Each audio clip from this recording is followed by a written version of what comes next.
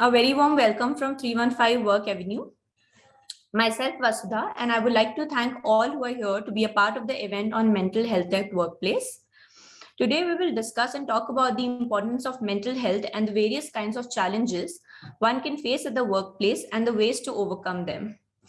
I would like to welcome our expert for today, Mr. Deepak Dhananjay, co-founder of Agile Sattva Consulting and founder of Prabhava Institute of Inclusive Mental Health. He's a computer science engineering graduate and has earned a master's degree in psychotherapy, specializing in sexuality and sexual counseling and transactional analysis. He has a clinical teaching and supervision practice in Bangalore and focuses on systematic change in organizations and on inclusive mental health awareness in the local communities. Welcome on board, Mr. Deepak. Thank you, Vasudha. You can call me Deepak. Thank you for the lovely introduction. I'm happy to be here talking about crucial topic, which is mental health. Right. So let's begin our discussion with the importance of mental health at workplace. Yeah. So mental health at workplace broadly could be categorized into the environmental effects on the person that can either be dealt with or learn to respond to. When it comes to an individual, there are times when a person by choice or design ends up in a job that is not fit for the person. How important do you think, Deepak, is that for a person to choose or go for the right career option? This is a bit, if you have to understand the question, we're talking about fitness, we're talking about choice, right? I think it's very subjective. I mean, this used to be right in an era where it was knowledge and skill based. Like, I know how to wrap a paper, so I'll be in the soap factory or something like that. But right now, we are in an era of knowledge, creativity, right? So it's really the contextualizing of fitting is very important for us, right? Right. Now, if you understand fit from the perspective of what I like doing and what I'm doing, if I keep the context to that, then I may end up there for many reasons, right? Because it could be my financial constraints or because of my educational background, or I don't have the skill for doing something which I like doing. So I've ended up there, right? So it's good to become aware of whether I'm liking this. If I'm liking this, do I need to upgrade myself or not? And work towards that, right? Just because I like doing something doesn't mean I have the skill to do it. So can I acquire those skills? Can I do something about it? Otherwise, it can just be in the cycle of frustration, right?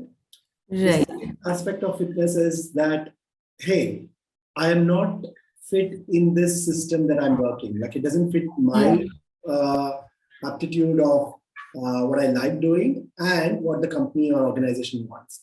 Then it's a mismatch, right? Really. And then I can't perform well. Can I become aware of that fact that this is not fit for me, and organization also becomes aware that this is not the right fit? Can we become aware of that? That's the most important part.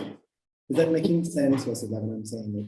Yes, absolutely. But also, which brings me to my next question is sometimes, there are factors like financial or family for which people will actually have to stick to what they are doing. How do one manage in that situation? Well, people have been managing. I think what the question below that, if I'm assuming and reading it out, is that can I enjoy doing that, or can I motivate myself, right? Now, we can't force. If I don't like Karela, then I can't force myself to eat Karela. But if I am diabetic, and if I want to avoid medicines, if I want to manage it, I have to eat it, right? So the practical situations are like that. Like, if I'm there for a reason, which is beyond my liking towards the work, which has a context of financial commitment, family commitment, just educational background, all of that, then as long as I'm there, can I orient myself to do the task I'm supposed to, ethically, and also see what alternatives can I learn to do something which I like doing or want to do, because we are caught in these. Like, again, I can go back to socially how we have grown as a system, right? Because we knew our parents and our grandparents stuck to one job. And then the idea of one job and one career is fit. But now we know many of us it's not don't the have, case, right? and like I myself have more than one career, right? So our next generation will have at least 4 careers in there simultaneously going on. So can we expand our horizon and see, can I get my motivation from my soul and heart from somewhere else and continue to do this work ethically? I think that clarity will help us ease down and be focused on why I'm here and can I do that much and not mix up motivation with liking and practical situations. Right, right. So you actually think aptitude can be dealt with changing in attitude? Like the change in attitude can help build. Yeah, aptitude has multiple variables to it, right? Aptitude is my liking, what I'm good at, and skill, right? If I'm liking, I can, like, for example, I always wanted to be a doctor. Right? For family circumstances, like exactly what you said, financial and other commitments, I had to join my polytechnic after 10. So it closed down the opportunity of being a doctor. So what I said was, I have a choice to sulk and not perform, or let me give it a try. Let me develop a liking towards it. And I fell in love with computer science engineering. I learned so much that I enjoyed coding and reading. So I'm saying from my own experience that looking at my practical situations, can I attend to what is important for me right now and expand it? Then of course I came into health field by developing psychotherapy skills, studying and all of it. But I still continue my engineering job because I love that. So skill can be acquired, skill can be developed, so can interest. Sort of a balance. It's a balance, and it's expanding my. I don't think I can be only interested in one thing. As humans, it's not true. We are multitaskers, multi-thinkers, and we have varied interests. So absolutely. I think it's good to keep that in mind and develop interest towards. Keep that in mind, explore the interest. You might like in some bits of it. Right. Also, I feel the environment the person works in has major effect on their confidence and mental well-being. So if a person is stuck with toxic environment like a toxic client or a boss or maybe peers, how does one stay motivated and unaffected with the environment around, Well, we will be affected. We're human beings, right? I think one of the strongest things that we fight is not to be affected. And then imagine ourselves as a bottle, a glass jar, okay? Every time we don't acknowledge our feelings, well, every time we want to be unaffected, what happens is our glass jar keeps getting filled and filled and filled. And whatever is not expressed, whatever is not acknowledged gets stored in us. And there's only so much we can take, and it explodes one day, right? And then we ask ourselves, why did I respond to it for a small thing like this? Well, we have been bottling up for so long. It's not helpful for me, or it's not helpful for my health, right? So I think first is to not fight the urge of not being affected, to acknowledge that, hey, this is a shitty experience for me. I don't like it. I don't enjoy it. It feels very overwhelming. It feels intimidating. It feels shameful. And can I acknowledge that? Acknowledging what I'm going through is the first step. And the second thing is, I would encourage always people to have open communication, to confront this situation with respect. It's hard. It's the most hardest thing, but it's important to say, hey, you know what? I'm not quite enjoying what's happening right now because I feel this is a toxic place. Can we talk about it? Right. Yeah. And I think it's important for us to build that culture of confronting each other with respect, because we feel like confrontations are bad, but mostly confrontations can result in building authentic and trustful relationships. So I think basically, if you communicate well, it helps you. Communicate in an open, transparent way, it helps. And I think I also want to focus on what is toxic environment, right? Toxic environment is very subjective. Like today, you didn't speak to me, so I will feel bad. Tomorrow, you may not speak to me, I'll feel bad. Day after tomorrow, I'll not talk to you. For all you know, you had a bad day at home. You walked in with migraine, and then that was the reason you didn't talk to me. But you see, and I don't read your mind. You can't read my mind. From fourth day, we both are not talking to each other, right? And that builds in toxicity in the group because it impacts my interaction with you, right? I think we need to remember that is the root cause for toxicity, like assumptions and not able to talk and share. where we are and how we are feeling with each other. I think, you know how I'm contextualizing to how toxicity builds based on assumptions. And it's No, important to understand. absolutely. I'm sure a lot of people here must be relating to what you're actually saying. It makes sense. Yeah, yeah.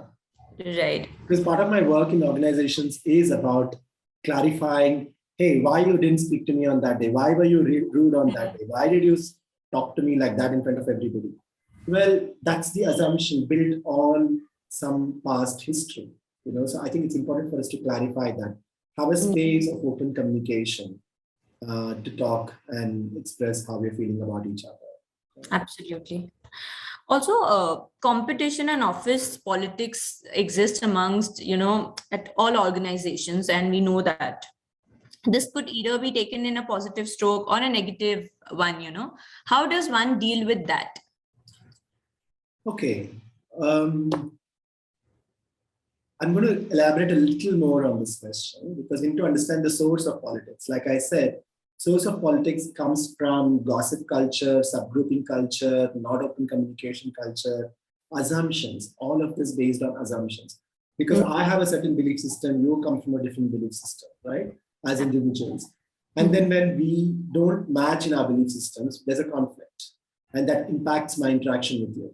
And imagine 5 of us in a team having different belief systems coming together. That creates a political environment, right? Look at political conversations. I might be right wing, you might be left wing, and just that belief system can impact our work together, right? So I think politics comes from a deep value mismatch and this in belief mismatch place based on assumptions. Yeah? Nobody will come to organization, in my experience of more than over 15 years now, thinking a manipulative thought. There might be few, but nobody will come inherently saying, oh, I want to create a subgroup or spoil the environment, right? None of us do that. But invariably, it happens because we come with so much subjective experiences. Yeah, that is about politics. And competition is not bad. Yeah, competition is, I'll come to competition because it's a great topic. Let's just talk about politics, right? When this happens, it's important for us all to align to what is organizational culture, what is organizational belief system. And for that, organization has to create a space for employees to talk about their assumptions, their belief system, what is discipline, what is not discipline, what is respect, what is not respect. All of it is important conversation for us to have, right? And that creating that space for talking and sharing is extremely important. Like I work with a lot of, I consider myself a left wing, but I have a lot of colleagues who I work with who are right wing. Yeah, but at that moment, I don't feel I have to clash or I have to, have a conflict with them based on their political viewpoint, because that's not why I'm there in the organization with them. I'm there for a purpose. Let me think about what I can do with that purpose and what organization belief system I have in that place. Is that making sense? Yes, yes. So basically talking about creating a culture where everybody communicates or maybe talks about things which will help them, not create this political issues. Yeah, yeah. Not just related to politics. It could be anything. It could be religion. It could be discipline. Like what does discipline mean to you and versus me? Right. If I'm a nocturnal person, I wake up late. And if you're an early person, you wake up early. And you come to office by 7 o'clock, I come to office by 10 o'clock. Now, you may think I'm a not disciplined person and I'm disrespectful towards your time.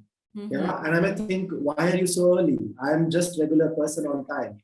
Now, this creates politics, right? And this creates biases. Now, if organization says, hey, we have to be here by 9:30. If you come early, it's bonus. You're giving your free time. I'm sorry, I'm not saying free time, but it's your choice. Right. If I'm coming by 10 o'clock, that's my fault.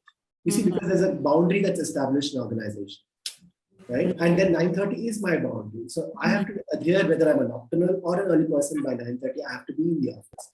I think that's how we take care of organizational politics, by creating values and principles which are very, very oriented towards that organization culture. Yeah. Now, coming to competition inherently is not bad. It means that I want to grow and I want to challenge your growth. What makes it bad is comparison. Yeah, if we create superstar culture, then it is going to it's going to go bad, because if you're a superstar, then unconsciously your the organization is telling me, or my manager is telling me, that I'm not good enough. Right. My motivation is directly impacted by it. And we must remember, in organizations, one person cannot deliver everything, no matter how much we believe they're a superstar. You are a superstar because I'm letting you be a superstar, right? So we have to create a culture of team organization, team delivery, team success and failure when it comes to competition. So competition necessarily is not bad. It's really helping each other grow. What makes it bad is comparison. And that, I think, is a cultural issue. Right. That actually makes a lot of sense. Not competition, but comparison, Yeah, actually. yeah, yeah. So moving on to the next conversation, I also want to talk about harassment of any sort, verbal, physical, or mental is lethal. They say it's usually the vulnerable that fall prey into this, but in our opinion, we feel this can be voiced out if identified. Could you please highlight on what comes under harassment and how does one identify it? Okay, there is a lot of harassment in this scale, right? So we have, like you're saying, it's not just physical and verbal. Yeah, there is sexual aspect, there is psychological harassment. Yeah, so it's important for us to define harassment in many ways. Yeah, let's talk about the most obvious one: sexual harassment. Sexual harassment is not just me having a non-consensual sex with somebody, right? It's not just that. It is also that. Yeah, if I'm having a non-consensual sex, if I'm pushing you, if you're my reportee, yeah, and I am telling you to do some favors for me, whether it is sexual or not, right? It is misuse of my power. If it's not related to my organizational task, if it's not related to the task you're doing, it is harassment, because I'm using the power that I have over you, right? And if you see, a lot of Me Too movements came and you were challenging them that, hey, it was consensual sex. Why are you outing the manager at this moment? Because of the power dynamics. Let's take a simple example, right? Women are vulnerable in most places, or subordinates are vulnerable in most places, Right. because their appraisals in a system like India, appraisals matter, performance management matters, feedback matters, all of this matters, right? And that's dependent on manager. Now, if I am constrained, like you were saying in the beginning question, right? If I'm constrained for finances, I don't have a choice to not have this job. And my manager makes advances. I'll put through it because I don't have a choice, because I'm scared that he will fire me or he'll find a fault. And there have been a lot of cases. It's not just an assumption. So I think that's why it's extremely important for the power differential to be aware of, right? And that's why there's a policy that manager and subordinate relationships are discouraged in organizations, because it will bring in compliance, and the subordinate doesn't get much of a choice. And that's extremely important aspect when you look at harassment, right? Anything, making sexual jokes, sexual advances, yeah, using sexual words, including things like fuck, is an harassment. If somebody is uncomfortable about it, they can raise a complaint. Yeah, gestures, yeah, showing middle finger. Yeah, it's not based on morality. It's really based on safe environment, right? I think it's important for us to know that all of this falls under harassment. Yeah. Now, Right. the second part of harassment is psychological. Yeah. If for example, a person is going through crisis, yeah, at home, and you're continuously overloading them with work or asking them deadlines, it's also a form of harassment, but there's no clear guideline on it, right? Because we're not being inclusive about mental health or physical health or psychological health or financial health. So we think that humans are commodity because it comes from it's not a bad thing. It's not a wrong thing. It comes from an era of production. Right. Human time was commodity at that time. Like I can make 5 soaps in 5 hours. That was true. I could do that and I could keep optimizing it. But today we're not making soaps. We're making knowledge-based systems. Yeah. Right. I think it's important to treat that. So any form of stress which is not reasonable is kind of an harassment according to me. I think it's extremely important for people to know that. Yeah. Yeah, to identify that. Identifying it. I might have missed out some things, but if you come across a question which is important to raise, it's good to get clarified.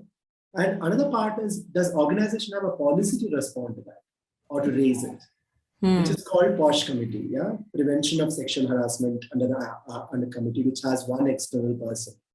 So it is an internal committee with one external person, and most often, when the complaint goes to them, it is first acknowledged as a complaint.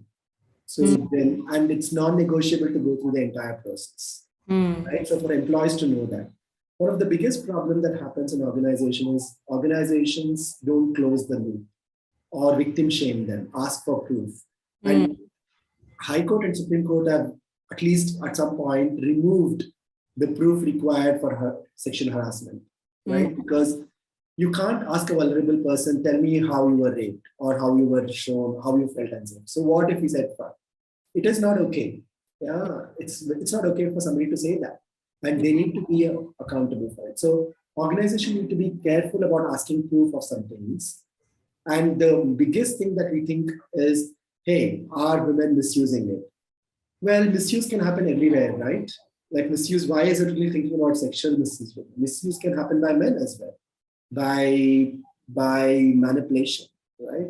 Taking credit for somebody else's work, anybody can do it. We've seen that in many, many years of industry. But this is like a social terror to save manhood, which is saying, hey, this can be misused. Of course, everywhere law can be misused, but we can't create laws so that it can't be misused. Even Indian law is saying that, hey, our judicial system is, if 5 people who have committed crime escape through the law is fine, but one innocent person shouldn't be punished. I think that's where we need to keep the focus on, yeah, to keep openness in acknowledging that this is a victim of abuse. Because the person is already fighting the shame to come and talk about it. So organization needs to create a safe space to talk about those things. A lot of my work goes to coaching POSH committee in handling these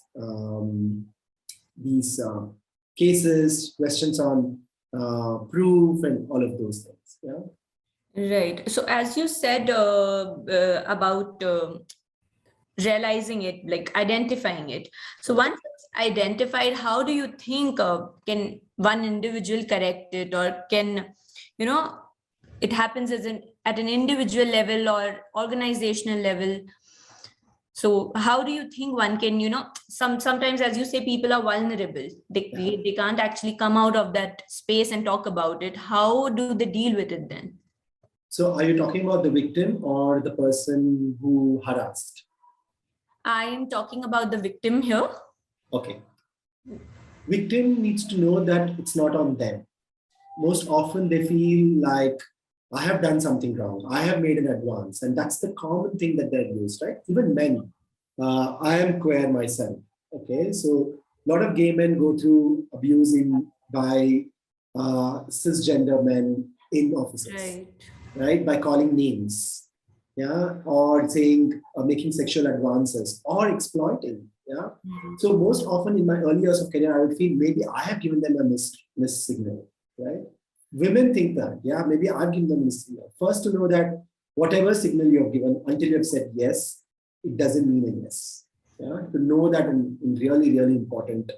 Like really, if I can put a loudspeaker and put that in the voices of all vulnerable people or everybody, including the people who will harass, it's important. No means no. Silence also means no. Yeah. Not giving consent means no. Yeah. Avoiding the question means no. Yeah. So only a yes, verbally yes means a yes. Yeah? Because like we come from subjectivity, right? So if I give a wink, if I wink, that may be according to you an advance. Yeah, but for me, it's just a friendly wink. Now, that's subjectivity, right? But you can't live in subjectivity. You have to get clarity, because especially in a world which is quite predatory right now, yeah, it's important for us to talk a lot on consent. So victim should know that it's not on them and find a way to report it. Remember, it's not just for you. Yeah, it's for you're standing up. If you have the privilege, yeah, let me talk about the privilege a little bit. If I'm in a privileged position to take a chance and report it, it's okay to report because then I'm talking for people. If I'm not in the privilege because I have financial constraints, I'm scared about the society, how they think about it, at least find a therapist to process your shame that you're going through. Yeah, because that's the extremely important part. Maybe through that process, you'll find the courage to go and talk about it um, with the authority. Yeah, but don't double shame yourself that, hey, I'm not talking, I'm not courageous. Don't do that to yourself. Find kindness towards yourself. Say you're a victim because of the predator. So it's not on you. Yeah. And that's the extremely important part. No matter what you think you have given advance until you have said yes. And if you have said due to the pressure, then also it's not on you. Yeah. Because the other person misused the power. Yeah?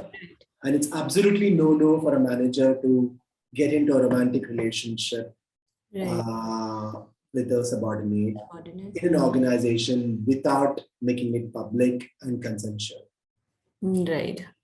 So this is at an individual level. What, according to you, at an organizational level, one can do to make sure that they can help people who are victims, or maybe to make sure that there is a cultural environment which does not, which makes sure that people do not suffer?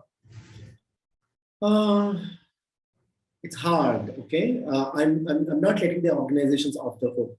I'm saying if your focus is not to happen, then we need to create a lot of education around it. Yeah, posh training and sensitizing is extremely important. As a rule, it's mandatory for organizations to do this training every 6 months as a reminder. Yeah. Then just not doing this training, but respecting this training. Yeah. So I have heard HR say, hey, one more training, just attend it. Just attend it for the sake of it. No, you're unconsciously saying them at a psychological, just attend it for a checkbox. It doesn't matter anything, right? No, you have to say it's mandatory because you need to learn to become this culture of openness and safety, right? And create spaces, safe spaces for employees to come and talk about it without feeling shame. That means having counselors dedicated for this. Yeah. And not use counselors as messengers. One of the things I get a lot of often when organizations call me for work, especially mental health, they ask me, hey, can you find out what is going on?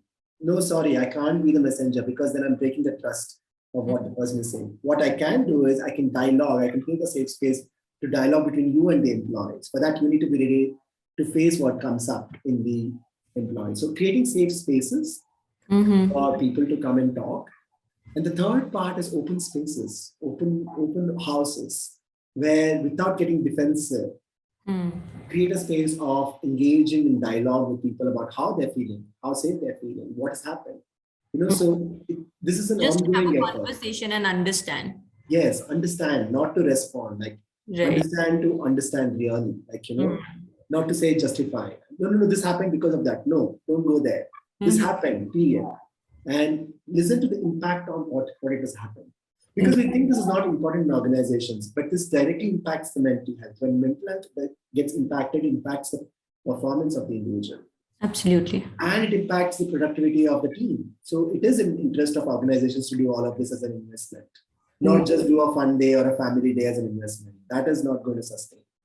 Totally. What is sustaining is these things. Yeah, it's a circle. It's going to come back. Yeah. Absolutely. Right.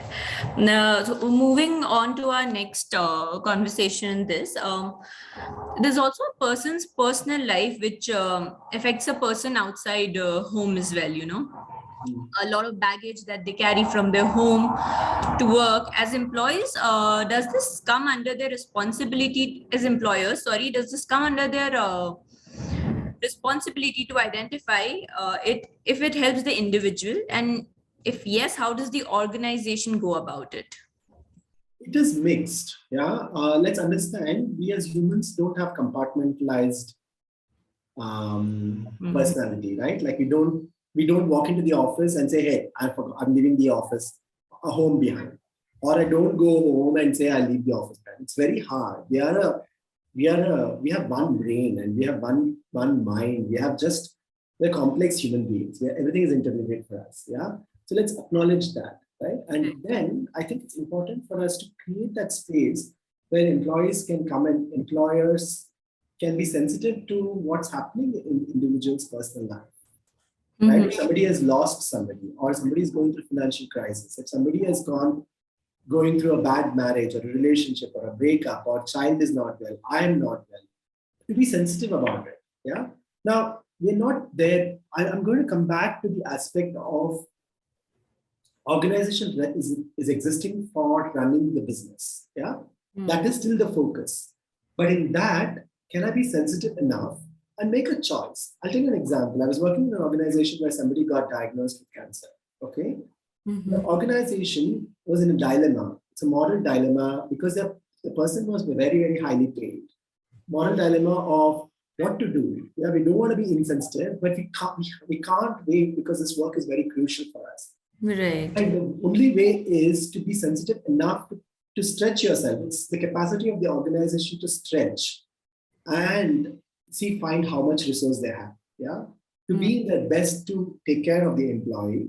Because when you take care of the employee, what you're doing is you're not just attending to one person. You're saying psychologically, you're saying that, hey, we got your back, right, to everybody. And that builds loyalty. You know, like my first organization, I would have never left if they didn't close, because there was this element of when I wasn't well, I didn't work for 3 months. I told them I want to quit because I feel very bad about it. So my manager said, look, it's fine. We will have good and bad days. So it's important for us to acknowledge that. And you come and go. Don't withdraw yourself. Because that organization could afford it. Some organizations cannot afford it. But can they talk with the employee directly to say how much they can contribute? In a way.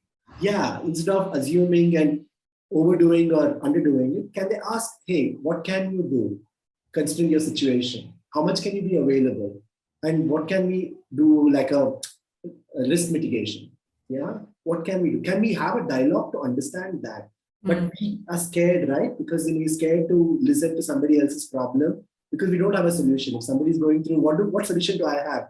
And we're scared because we always want to be helpful.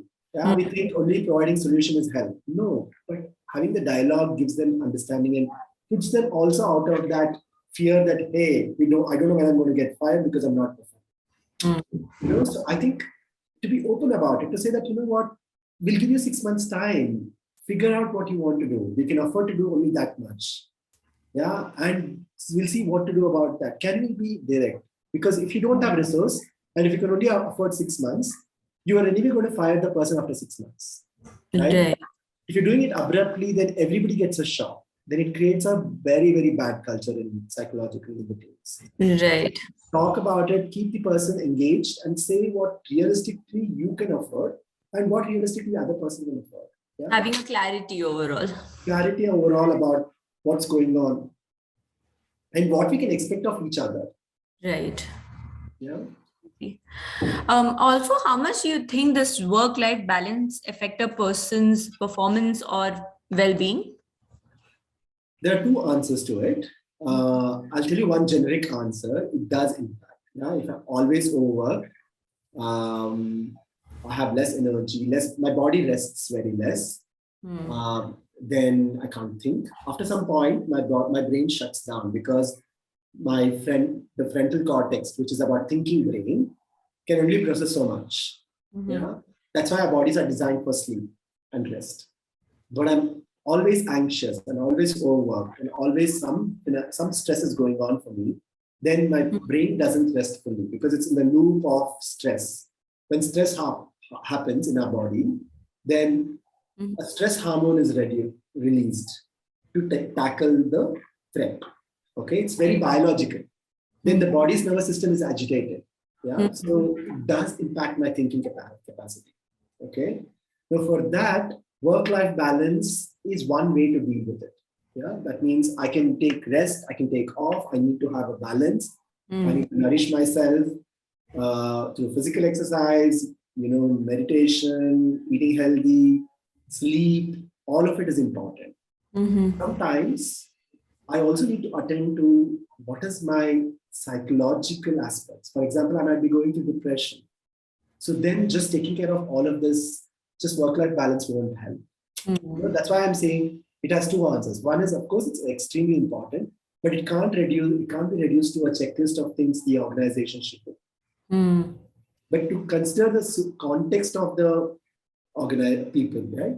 If somebody is going through a illness, mental illness especially, physical illness, everybody can say, yeah, you can't work, of course. But mental illness, to say that if you're going through depression, yes, and that's where we need to be aware of and stretch to say that attend to what is required at that time. That's extremely important, which gets missed in the organization, because work-life balance is just not about timing and rest and fun day and lunches and conversation. No, it's also about mental health. And if I have an illness, if I have, most often is anxiety, mood disorders, which is anxiety, panic, depression, all of that, and bipolar. Yeah. And when we know that, it's important for us to address as an organization, yeah, to be sensitive about it, and not to label them as lazy, undisciplined, those things. Yeah. And that's, for me, is really work-life balance. Because life is work for many of us, right? I don't take break. I enjoy doing that. For me, when I get stressed is when I'm having a bad psychological health. I don't mind working 18 hours. It doesn't strain me. What strains me is when I have a really bad psychological health. So that I need to attend to. So work-life balance is really subjective in that sense. Yeah? But it's important to focus on basic needs, food, health, exercises, mind, all of it, and then psychological health, which is all of those things. That makes so much sense, Deepak. Also, while you've discussed most of the issues that one can have at workplace, I would also like to talk about how one can maintain mental well-being.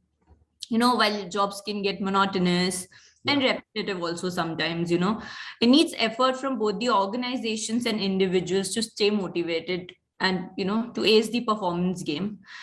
Why is this important? How does one focus on growth, and which results in mental well-being as well? Yeah, this question has multiple threads, okay? One thread is what monotony and repetitive work. The second thread is motivation. And they both are often mixed up, okay? And the third thread is performance. Yeah? All three are not connected to each other. I'll tell you why. Yeah?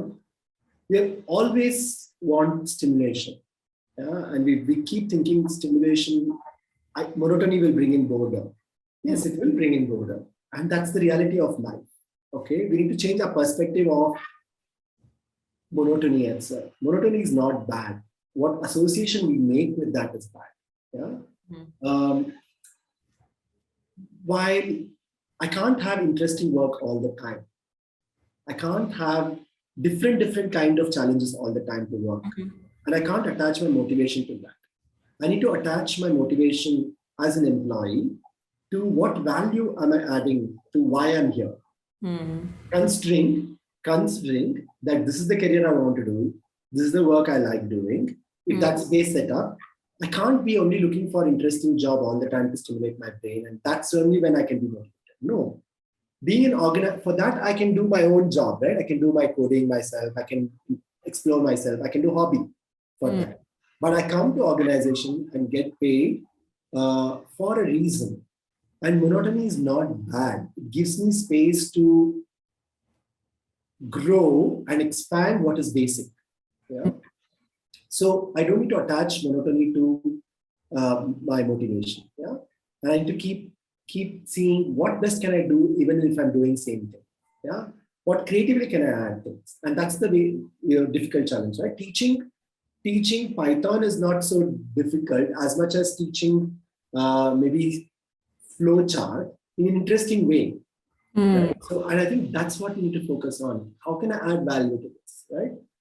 And I'm not saying that if you're always getting same type of job, then be settled. No, ask about it, talk about it. Hey, I'm bored of doing this. Can I get something else? But if you're getting one or two boring jobs and monotonous jobs, yeah, deal with it. That's the kind of approach I have even when I work with clients individually or organizations. Repetitive work, like I said, is not a bad thing. Yeah, repetitive work over a period of time means something. That means, am I stuck? Am I not upgrading myself? Is this organization not providing more opportunities? Can I create more opportunities in this organization? If I can't, can I choose something else? Can I talk about it?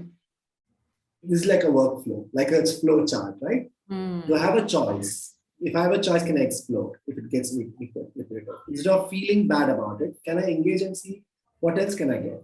And at some point, if organization is not giving me what I want, can I look for somewhere else? Until I do look for somewhere else, can I do what I'm asked to do?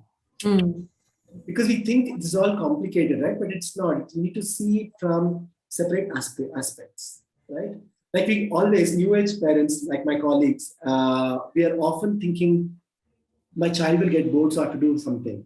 Well, no, child needs to be okay with boredom because they can't be highly stimulated all the time. Their nervous system needs to take a break and can take a break when they're bored, right? And same applies to us. We don't need to aim for highly stimulation all the time. There needs to be some monotony, and then that's when it gives space for us to say, what more? Right. Otherwise, it won't be in a reflective space. Performance, again, is not attached to all of this. I can perform in a monotonous place very differently, very highly, right? But this is a culture we have created, right, in the organization that if you are doing interesting and job, then you are a high performer. No, it's not true. If I'm working on an old legacy code and I've improved the performance by 2 seconds, then I have done good job. It's not just interesting job, right? If I'm working on a report, I've rearranged the report in a way which is catching the highlights. That's excellent job because you gave me that job and I've outperformed in the way you expected me to do it. But don't attach what type class hierarchy to the work, and that's when it becomes a problem. And that comes to partly owned by organizations' performance culture, right? How they look at what task delivered and attach meaning to class hierarchy of the work that people do. Right. And yeah, that's how I look at these three as different. Is that making sense? Do you have a follow-up question on that? Yes, it does actually make sense, which also brings me to the follow-up question on this, which is like, does learning and upgradation also you think can contribute to mental well-being? Is if yes, whose responsibility do you think it is to identify and make sure that it happens? Learning is very individual orientation, Asada. I think if I like to learn something, I should learn irrespective of whether I will use an organization or not. Okay. I don't like personally, I think I do the best. Yeah. When I enjoy doing the best. Yeah. Like I learned typing when in the era, I'm not that old. Yeah. I was in the era of computer schools and institutes when I just finished school, but I just had fascination towards typing. So when I joined Typing Institute, a lot of my peers had made fun of me. Like, why are you learning typing? I just like, I like doing it. And I just enjoyed so much. I was a rank holder in the state. Yeah. Now I did attach the usability of my learning at that time. But when I got into my engineering and I was the first one to finish my assignments, I was the first one to finish my practical exams. It added value. You know, I didn't have to think while I was coding, writing, anything, right? Now, learning is look at learning as individual, what brings individual satisfaction. Okay. But when we are working, and not but, that's an extremely important point. Yeah. And at certain times, if it coincides with the work that I'm doing, then it's excellent. Like I can do wonders, right? I love programming. If I keep learning more and more, then I'm genius. I can do much more. That's the scenario actually. Right? Now, but if I'm stuck for reasons which I don't enjoy, and my job requires me to upgrade, I have to bite my teeth and upgrade, whether I like it or not. Right. Right? And both has an impact on my mental well-being. One has a mental well-being of, hey, I'm excited because I like learning and it matches with what my organization wants. I will perform there. Other one is I'm doing because I I'm supposed to do, because otherwise I won't get a promotion, or I won't get a hike, or I can't perform my task. That creates frustration. And then what helps is therapy to deal with that, not to change the situation, right?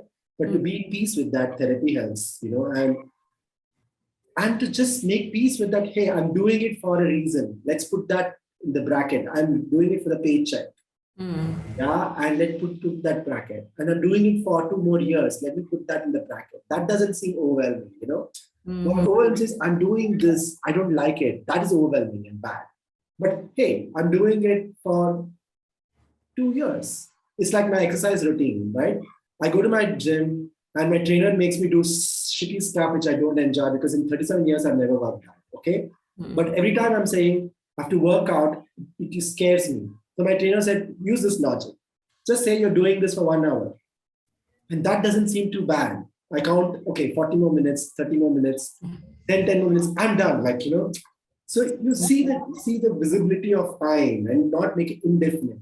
And that helps in reorienting ourselves. And you've given the space to your mind that this is the time that you are going to be at this space. Yeah. Or I'm going to do it for paycheck.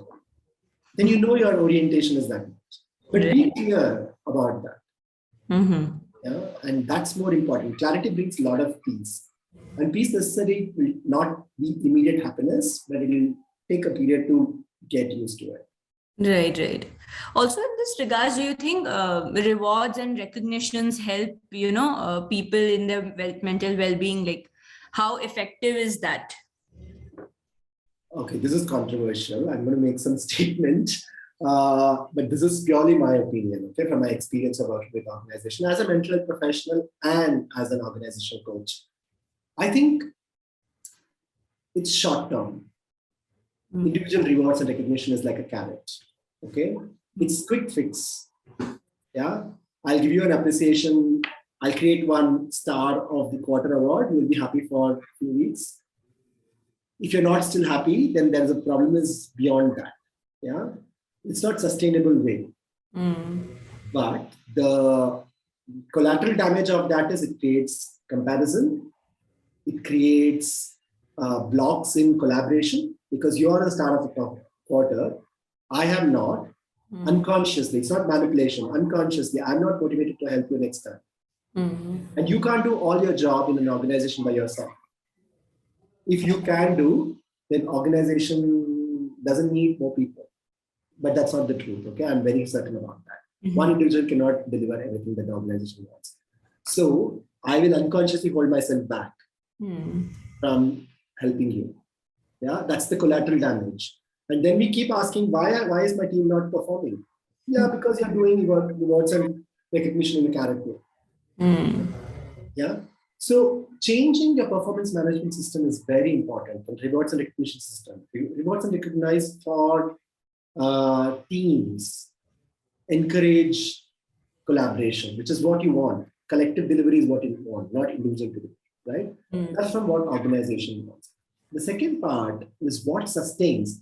If the basic need of why person is coming is for money, right? If that basic need is taken care of, like competitive market, praise, and all of it, then the 3 important parts is what organization needs to focus on. Yeah, mastery. This is not my contribution. It's Daniel Pink's contribution, who's a social psychologist working in organizations. Through research, he's written a very beautiful book called Drive. It's a very good book to read. He talks about 3 things that the organization workplace can foster motivated individuals. And those 3 things are mastery, autonomy, and purpose. Okay? Provide space for people to master their skill through technology tutorials, to learning and development. Focus on learning. Yeah, help them learn. The second thing is define purpose. Tell them why you're doing this, right? Why am I supposed to do this report? What is the end value of it? What is the purpose of this? Tell me that, right? Because then I can connect to the purpose, not to the task. Yeah. And third thing is give the autonomy for the person, for the people to do to achieve the outcome. Don't tell them do this like this, because there are many ways to solve the problem, right? Tell them the goal, tell them the purpose, let them figure out and do it. And these are the three key ingredients through multiple research have been proved that to keep the people motivated, and they continue in an organization despite of variables in the pay scale, right? And I have worked with organization and I myself have taken a cut during organization's crisis when these three things were there and quit when I had high money, but these three things were missed, right? And that's important to focus on. Right. Yeah, that's why it's controversial, like, because rewards and recognitions only serve short time. Because after March or April cycle, we forget in 2 weeks, 3 weeks. The high is only for so much. We get back to work, and that needs to keep calling us back. And that can happen only when we have these 3 weeks. Absolutely. Also, what role does HR or HR policies, play in this whole environment, setting up this whole conductivity for being positive? Oh, extremely important. Like I said, policies of performance management, recognition, safe space creation, POSH as a committee, open spaces, all of that, and confidential. Yeah, it just shouldn't be the messengers of the employees going and telling the manager that, hey, your employee came and told this and this. No, they come to you because they find you safe. So that is extremely important from HR to create such a space. And I think from the policies perspective, all of this is important. Yeah. And positivity is overrated. And this is again controversial. Yeah, because as humans, we are not one fixated human beings. What I think is important for HR to develop capacity is to tolerate somebody's distress. If I come and tell you I'm not happy with the organization, can you hold a conversation instead of trying to fix it for me? Immediately tell me 100 things. No, because they might be telling something which others also might be facing. Can you hold that somebody is not happy with you? And then create an engagement culture to understand better. Because I am a human being. I cannot be positive all the time. Can you tolerate that? Are you okay with me not being positive sometimes? And that's part of being human, right? And I'm not going to die because I'm negative today, or my code, I'm not going to sell it off to somebody because I'm negative today. No, I am ethical. As long as I'm maintaining ethical boundaries, there are good days and bad days. Can you aim for some kind of equilibrium to say that, hey, I see that you might be going through distress, you're not happy about something, and that's okay. We can talk through this. And not to say, hey, let's do a fun day and fix this. No, it won't fix it. It will just be simmering like a lava in the water. Yeah? So I would say just then one part of policies and other part is you're an important representation of the organization. So you need to develop the attitude of listening to understand and not to reciprocate and make it okay. So some problems cannot be fixed. If they come and ask you hike every 15 days or I'm exaggerating, every 3 months, of course you can't. They may be a super performer, but you can't. Can you? Because if you keep giving that, then you're sending a psychological message to other people that you're not good enough.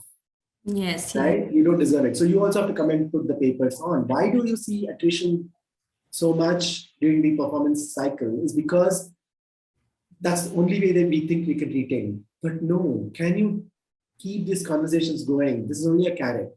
Yeah? If they're staying here only for money, you might as well let them go at some point. Because that's not you're not building a healthy environment, you're building a toxic environment. Yeah. So basically, HR, not just being HR, also a person or a human who understands. Yes. Yeah. And tolerate somebody's distress and say it's okay. Sometimes you can be unhappy with the organizations and we're not going to die. Right. Because from there, a rational and logical response can come. Because otherwise, I've seen organizations just spending money over money of one person and the other team is not still performing. And they're asking why. I'm like, you know the reason why. Because you're saying you can come and ask for money when you put papers, not just otherwise. Well, no, that's not true. If you could afford, then proactively give them money. Don't make it a culture of this. And if the person is staying there only for money, then let them go. It's okay. Yeah, they'll be happy, you'll be happy. It's okay. Yeah, right. Absolutely. So moving on to our last sections, I would also like to talk about this dynamic times of post-COVID situation where there's a lot of people who are working from home, working from office and hybrid. So there's a sort of mixed culture which is going on here.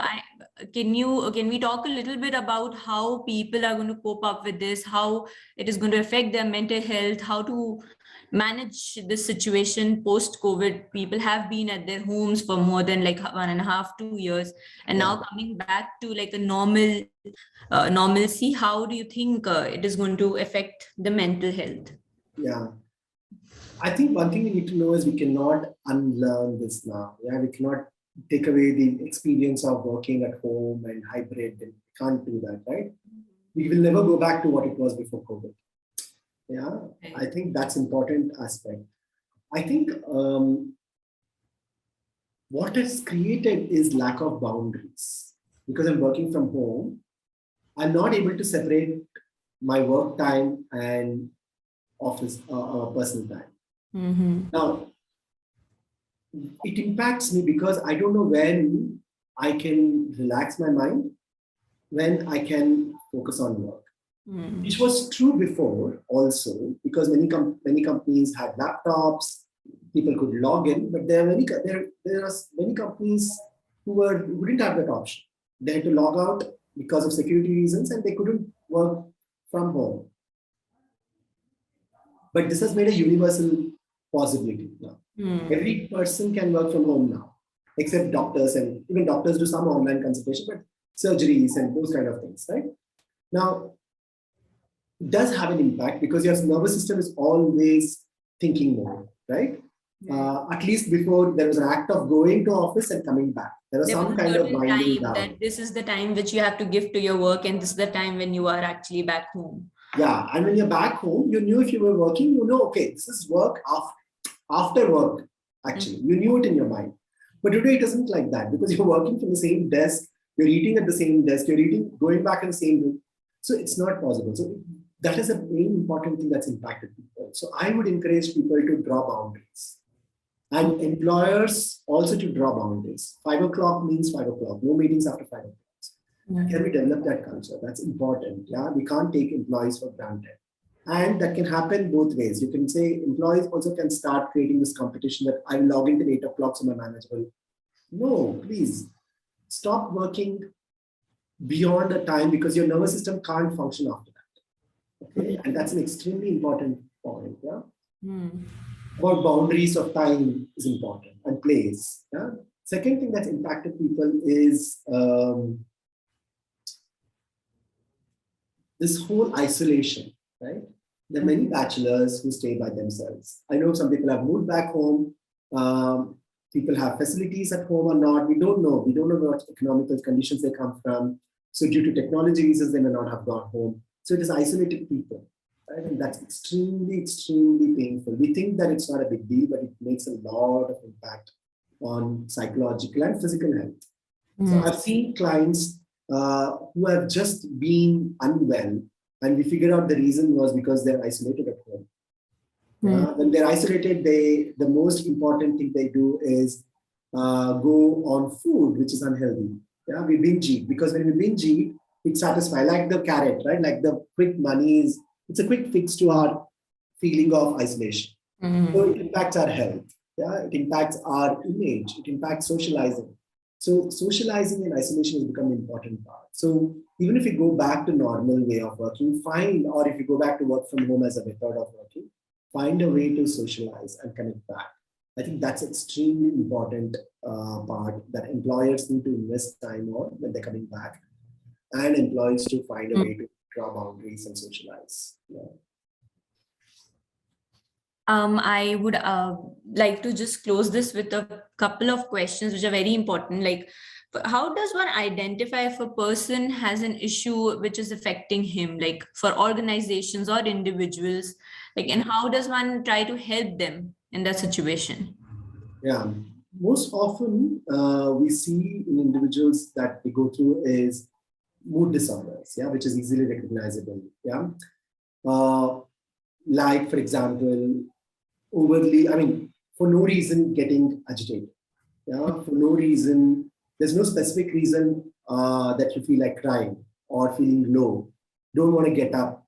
Don't want to do daily routines like brushing your teeth, eating on time, sleeping on time, bathing. Yeah, all of this we do. We are human beings. We do respond to these things once in a while, right? But all of this continues more than 2-3 weeks is when the alarm bells need to go up, right? Um, and when you know that people are isolating themselves from social conversations, when they're silent than usual, yeah? When you see their like eating and sleeping patterns have changed, when you can notice it, their contribution has gone low. It's an indication that something is going wrong. I don't say these are all like conclusive formula, but it's an indication that to engage and say, hey, what? Now, all depression is not seen like this. Some people can be funny and happy and still going through depression. So it's important for organization to create a okay culture about counseling and therapy and to educate people about what depression is, because people think depression as just being low and being crying. And no, I can be happy. We have enough examples, people who have committed suicide who were performers, who were socializing, who were laughing all the time. So it's lack of education, lack of resources, lack of safe space to talk. Yeah, and so if companies can say educate people on mental health, companies can educate people on therapy and counseling and normalize it, I think it definitely helps people. Yeah, and these are some of the ways and resources. Reading right resources, getting information, talking to people, list of mental health good professionals, organizations keep handy. And talks like this, yeah, would definitely help. Which brings me to the last question of today's event. What can employees or the individuals do to make sure it helps their stability and company's growth, overall? Yeah, I think what is important is to be aware of what's going on for them, to ask for help. If I can't do something, ask for help. There's no shame in that. And for the company to be okay about asking help and not treat me as weak and weak performer and not attach those things. That's the first thing. The second thing, I think, is to know my limitations. If I can't do this, if I don't know how to do this, to say I don't know and learn and to be open about the time it will take. Then the organization has an ability to do risk mitigation, right? When I work with organization teams, I say delays don't happen on the last day. It happens from the day one the task starts, right? But most often it's not open, not because the teams are not transparent, because the culture is not so that teams can feel safe with them. So it's a double bind. So organization needs to be able to talk about, be okay about listening to the delays, vulnerabilities, help, not knowing, support, all of that without attaching meaning as weak and less performance, and teams to develop capacity to talk about it, being authentic and open about where they are and what they know and what they don't know. And that will create an authentic environment which will help them grow in the business. Right, right. Well, thank you so much, Deepak. It was quite insightful to know so much about mental health from both employees and employers' perspective. We hope everybody who's attended today we've got insights on mental health, and this session was fruitful for all. Thank you so much, everybody. Thank you so much, Deepak, for being a part for today. Thank you, Vasudha, for having me on the discussion, and 315 Work Avenue always focusing on mental health is such a refreshing experience for me, that when organizations and like yours focuses on promoting mental health. Yeah. So thank you. Absolutely. Thank you so much. Thank you, everybody.